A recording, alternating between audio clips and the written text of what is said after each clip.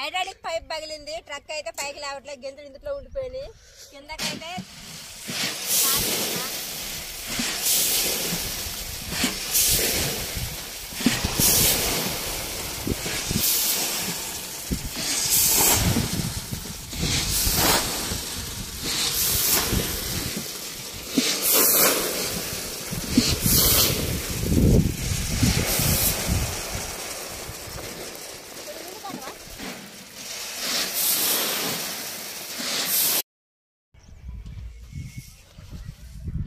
మొక్కజొన్నలు ఫ్రెండ్స్ ఆరదీస్తున్నా. ఆ పక్క అయిపోయింది. మొక్కజొన్న గింజలన్నీ ఆరదీయాలి ఫ్రెండ్స్.